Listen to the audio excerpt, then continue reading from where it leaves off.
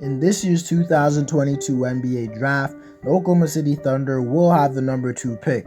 Obviously, this is a big deal. So the Thunder haven't had a top 3 pick in the draft since they selected Kevin Durant. And with the Thunder being one of the most notable teams in the league when it comes to rebuilding, this is going to be huge for their future. Because we all know they have a crazy amount of first-round picks going into the future. But if they're not able to capitalize on them, it really doesn't matter. So that has led me to make this video where I'm obviously going to be discussing who I think the Oklahoma City Thunder will select with the number 2 overall pick. I'm going to discuss the 3 most likely candidates that I think they could get. Then at the end of the video, I'm going to come to a conclusion on who I think they will select. Before we get into the video, I ask you to drop a like on this video as it does help my channel grow.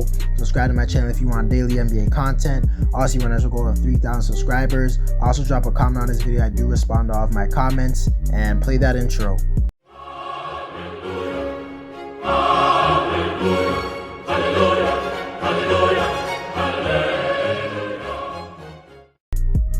First prospect I think the Thunder might select number 2 overall is Jabari Smith. He went to the University of Auburn. Smith's a 6'10" power forward who could do a lot of things. He's really versatile. To talk about the positives with his game, he's an elite 3-point shooter. At his height, he could shoot over anyone. He was one of the best pull-up shooters in basketball. Also shot 44% from 3 on 5 attempts. So he's kind of a safe pick because even if he doesn't pan out the way you want him to be, he could be a really good stretch 4. But that's not all he can do.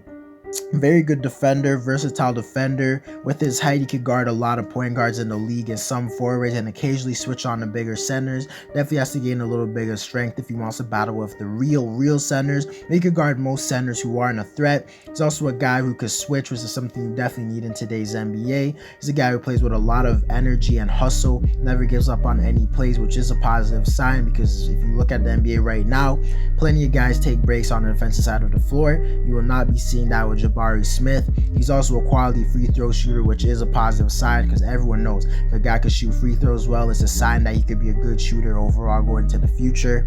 He's also an elite athlete who's capable of catching lobs and attacking in transition.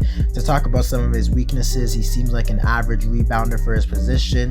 Occasionally, he gives up offensive rebounds. He definitely has to put on a little bit more strength because he could easily get moved out the way by a lot of bigger centers in the league. His passing is average at best for his position, and his skills are solid for his height, but he's not going to be a guy you're going to look to isolate one-on-one, and he struggles to get to the basket on his own. So basically right now, Jabari Smith is a guy who is a very intriguing prospect. He's a guy who might not have the highest ceiling in the draft, but that doesn't mean he doesn't have as much potential as other prospects. He might not have the highest ceiling, but he has a really safe floor as a stretch big man who could defend at a high level and be versatile. Definitely would not be a bad pick for the Thunder. The next prospect I want to discuss who the Oklahoma City Thunder could potentially select is Paolo Banchero.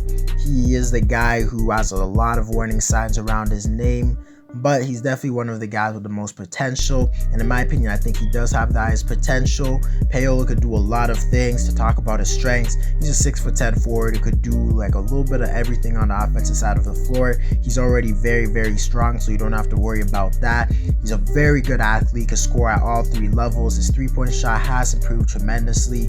He's a guy who could create his own shot, especially in face-up situations. He's a guy who attacks defenses in isolation situations. He's a guy who's really efficient. He's not going to be a guy who's a shot chucker or inconsistent. And the most underrated thing about his game has to be his passing. I'm not saying he's Ben Simmons, Magic Johnson, or something like that, but definitely an above average passer, a guy who can see above the defense, make the right plays, has a really nice feel for the game. He's also a very good rebounder, and on defense, he's pretty versatile. Can guard a lot of positions. Occasionally he takes breaks on defense, but he has all the tools to be a really good defender in the league. He just has to be more motivated to play it, and occasionally he shows stints of what a great defender he could be in the league. To talk about his weaknesses, if we're being honest, he doesn't have that much weaknesses, but a weakness might be his 3-point shot, because even though it's really improved since he came to college, it's still not a huge strength for him, but it does look like in the future he can improve on that. He also has to cut down on turnovers because he gets way too much for a guy who's not the main ball handler on the team. Obviously there's questions about his health because we all know he had that problem where he was losing 7 pounds a game or something. I don't know if that's been resolved, but that could really tank his draft stock. But honestly, I haven't heard anything about that, so I don't think it's that big of a deal. But in my opinion, I think this guy's the best prospect in the friggin' draft. And the only problem with him is him trying to lose weight and stuff like during the games. But besides that, I think this would be a great pick for the Thunder. I think the Thunder should want to get this guy. I think he's going number 1 to the Magic. The next prospect I want to discuss that the Oklahoma City Thunder might select 2nd overall pick is Cheick Diallo. In my opinion, he's a guy with a crazy amount of potential, but he does have a lot of fears and questions when it comes to him. In my opinion, he has a high bust potential because there's so much questions about him. But to discuss his strengths and the reasons why he's even considered like a number 1 like potential pick. Cheick is a 7'1" big man with tremendous skill for his size. He's a guy who has enough skill to grab a rebound, take it all the way up the court, coast to coast. He's really mobile for his size as well. He's a really good rim protector, and he's like very good. He has really good timing when it comes to blocks. He affects a lot of shots at the rim. In college, he was an elite rim protector. We don't know if that might change in the NBA, but regardless, that's a really good sign. And he also is one of the best shooters in the draft. He's a guy who could do a lot of pick and pops from 3 and from mid-range. Nearly shot 40% from 3, shooting 39%. Capable of taking opponents off the dribble.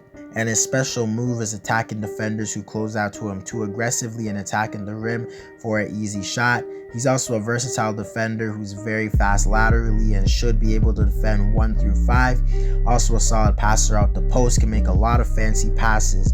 The only weaknesses he has is the fact that he's definitely not strong enough to defend other centers in the league right now.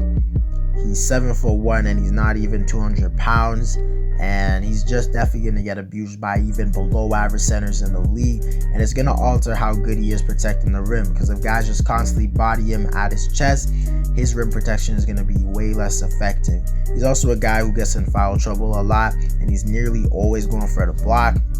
Regardless though, if Cheick reaches the potential he has, he could be as good as anyone in the class. It's just that in my opinion, it seems like there's a lot of questions that are surrounding his name. So I don't know if I'd want to select him. But if the Magic do select him, I don't think it would be a terrible choice. Because as I said, he does have crazy potential. And I meant the Thunder, not the Magic. But to discuss who I think the Thunder will select, I'd have to go with Jabari Smith.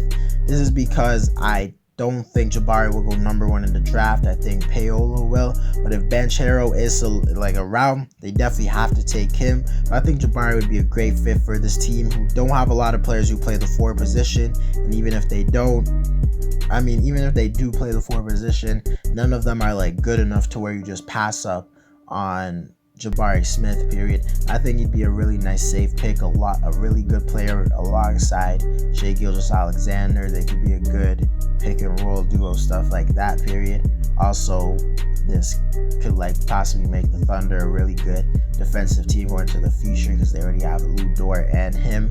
They could draft some other solid defensive players. This team could start being good anytime soon now. But I think Jabari Smith will go 2nd.